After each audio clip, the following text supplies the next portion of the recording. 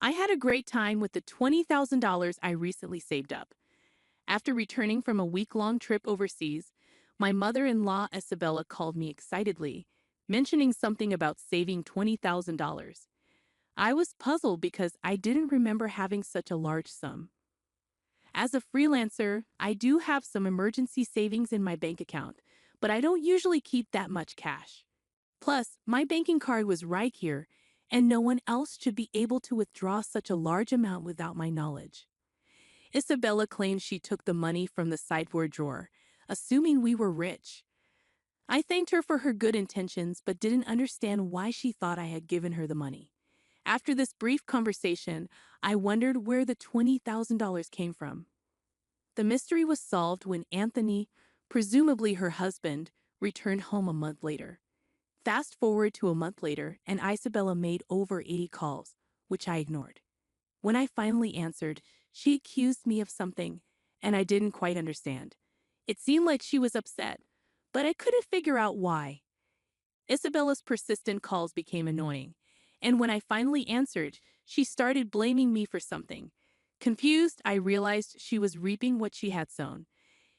Isabella's voice echoed loudly through the phone speaker as I learned her name was Scarlett, a 32-year-old freelance jewelry designer. I really want children, but my job keeps me very busy. My husband, Anthony, who is the same age as me, used to have a regular job, but now he helps manage my work. When we got married, I wasn't making much as a designer, and we relied on Anthony's income. However, as I turned 30, my work became more stable, and I needed help managing my schedule. Anthony, who had a good position at his job, decided to quit and join me as a business partner. With his help, we now have deals with famous international brands. Although we face challenges as a couple, the main issue is Anthony's mother, Isabella, who lives alone in his family home. Isabella thinks we're living a luxurious life and often asks for money. She believes we live extravagantly, attending fancy parties and dinners with company executives. While these events are part of my job as a jewelry designer, Isabella sees them as leisure. She even asks for money to throw a party for her friends. I can afford to give her money, but it's not as glamorous as it seems. These events are expensive, and I have business obligations that I can't refuse. We're now living in luxury. It's all part of our work, dressing up beautifully and eating at expensive places. Isabella often expresses her envy towards us with a hint of sarcasm. Despite my continuous refusals to her requests, Anthony, being her son, sometimes gives in and hands her money. He believes it's a small price to pay to keep her quiet and avoid interruptions to our work. However, Isabella's demands only increase, leaving both of us frustrated. Recently, Isabella came over and pestered Anthony about buying a new dress for an upcoming gathering. Despite suggesting a more affordable two-piece suit, she insisted on an expensive dress for the fancy party. I believe proper attire, whether old or new, shouldn't matter, but Isabella makes a fuss. She also added that she needed a matching bag and was counting on us for that. To address Isabella's constant money demands, Anthony set up a credit card in her name, telling her to use it for her expenses. Initially, she overspent and got warned by Anthony. He then asked her to report before making significant purchases. However, Isabella continued to overspend, once even buying an expensive ring without prior notice. The bill became astronomical, and Anthony, who was paying the bills, couldn't afford it. Isabella seemed to think the credit card meant endless spending without consequences. Anthony, frustrated with the situation, decided to put a limit on her card spending. Isabella stormed in, complaining that she couldn't pay for her recent shopping, not realizing the financial strain her overspending was causing us. "We've lowered your monthly limit, but it's still enough, right?" Isabella challenged, questioning the fairness of our lifestyle. She argued that her desire for fun and luxury wasn't much different from our work-related dressing up and attending fancy places. We explained that events like product launches and parties were part of our job, often taking place in luxurious venues. However, Isabella perceived it as us having fun rather than working.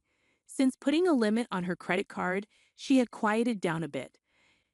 Occasionally, she would come to our house and complain to Anthony, but life went on without major issues. As the year end approached, a foreign brand approached me with a proposal to expand our business overseas. Excited about the opportunity, I saw it as a chance to join the ranks of top-tier designers. Anthony, handling things as my manager, saw it as a rare opportunity we had to take. However, there was a concern about Isabella. Given her past behavior, it was plausible that she might want to come with us. When we told her about our plans that weekend, she reacted just as we predicted. Isabella insisted we were trying to trick her and live even more lavishly overseas. Anthony tried to explain that it was for work, not leisure, but Isabella wouldn't give up, fearing we planned to move there permanently. We'll come back after our work settles down overseas, I reassured Isabella. She seemed worried that our plans would leave her behind. Both Anthony and I were exhausted from this circular argument. We couldn't take her with us, but Anthony, worn out from convincing her, suggested paying for a week-long trip for her instead. Really? Are you sure? Isabella half-happily accepted, and Anthony promised to cover her flight and hotel expenses. However, the peace didn't last long. A few days later, while Anthony was busy with overseas arrangements, Isabella visited our house. Anthony said that, but I want to shop over there too. Can you give me some money? She requested. I asked about the card Anthony had given her, and she admitted he had taken it away, fearing she might misuse it with different currency rates overseas. I explained that I couldn't give her money without Anthony's approval. Isabella left, raising her voice, and over the New Year's, she went on a 7-day trip abroad. Upon her return, Isabella revealed an unbelievable truth. She called me excitedly, sharing her experiences and mentioning she had overspent on souvenirs. Feeling fed up, I asked about the money she claimed I had saved up for her. I had no recollection of such money, and the situation took an unexpected turn. I had some savings in my bank account for business emergencies, but Isabella couldn't possibly withdraw cash from it. Despite what she claimed, I had no memory of it. She said she found $20,000 in our house's sideboard drawer, and I was confused about why such money would be there. I couldn't imagine us keeping such a large amount of cash at home. I told Isabella that if she took money from our house without permission, it amounted to theft, even if she's family. I emphasized the seriousness of the situation, especially if Anthony had set the money aside for an important deal. There hadn't been any disruption in our business dealings or payments while Isabella was on her trip. Isabella nonchalantly admitted to using the money, saying, "I'm telling you now that I used it." I pointed out that taking someone else's money without permission is a crime and expressed my concern about her entitled reasoning. Isabella defended herself, saying, "You too live so extravagantly, so why can't I have a little of that?" Think of it as doing a favor for your parent. I found her reasoning inappropriate, considering she took money without asking. I promised to ask Anthony about the money when he got back. Isabella believed Anthony would understand, being his only mother, and claimed that $20,000 wasn't much to him. I agreed to pass along the message, still uncertain about the entire situation. I was amazed at Isabella's lack of awareness, and she ended the call by saying, "Please tell him that, thanks." Still baffled by the $20,000 in cash at home, I asked Anthony about it when he returned that night. Anthony had withdrawn the money from his bank account 10 days ago for an urgent payment. He needed cash immediately, but I was surprised that he kept such a large sum in a drawer, considering the potential risks. Anthony, looking troubled, asked if I knew anything about it. Today, Isabella called, thanking us for the $20,000 and mentioning she had a blast with it. I didn't understand what she meant, but it turned out the money was Anthony's after all. However, we still didn't know what such a large amount was meant for. I questioned Anthony about why he had left such a large sum at home, especially when we usually did bank transfers. Anthony explained that after limiting Isabella's credit card amount, she had secretly borrowed money from various sources, including consumer finance cards and credit cards she had opened without his knowledge. When Anthony discovered this, he took all her cards and prepared the cash to repay Isabella's growing debt. Although he gave her the cash, he knew she might spend it recklessly. The situation became clearer, but the mystery of Isabella's actions remained. I planned to pay the institutions directly through bank transfers, but Anthony preferred fewer records in our bank accounts for the sake of trust with our business partners in bookkeeping.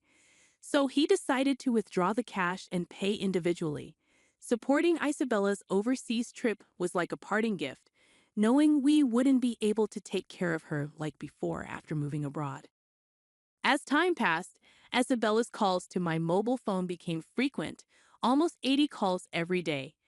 Anthony had advised me not to bother with her, but the persistence made me concerned.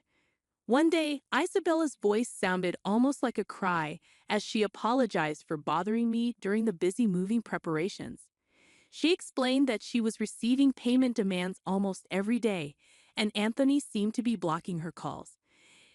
Isabella couldn't get through to him and pleaded for my help, saying I was her only hope. I was surprised that Anthony would take such a drastic step with his own mother. If he had used the money he prepared to pay off Isabella's debts, this situation might have been avoided. Now, Isabella was inundated with collection letters from finance companies and consumer lenders, facing non-stop collections calls and seeming helpless to do anything about it. It was a scene I had only seen in dramas before. I mentioned it to Anthony, but I couldn't predict his response. Isabella pleaded for help, saying it was a son's duty to assist his mother. The call ended, and I told Anthony about it when he returned home, but he dismissed it coldly, stating that Isabella wasted the opportunity herself. Despite the continued calls from Isabella, I decided to block her number, following Anthony's lead.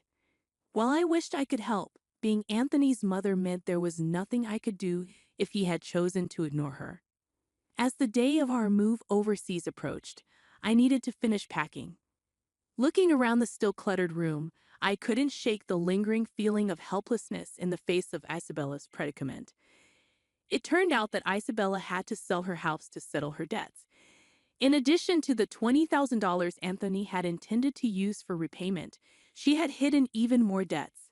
The amount was so substantial that even after selling her land and house, she couldn't fully clear it. The total balance was unimaginable. Our family home was gone, and Anthony, though somewhat sad, acknowledged there was nothing we could do. Losing the house where one grew up must have felt like a significant loss. Anthony, having lost his place to return to because of his living mother, must have been feeling a deep sense of loss. Isabella now lived in a cheap apartment, struggling to repay the remaining debts with her part-time job. At her age, finding work must be challenging. I felt a bit of sympathy for her. However, the consequences of her spending led to this, so she was to blame. Even for the elderly, taking responsibility for their actions is necessary. Despite the challenges, my business was thriving overseas, and the move had brought more inquiries from other brands. I received offers from unexpected places, something I couldn't have imagined back home. Although it was all appreciated, I was so busy that I barely had time to sleep. Anthony, too, was occupied with various tasks. At this rate, having children was still a distant thought. I pondered this as I gazed at the foreign cityscape outside the window.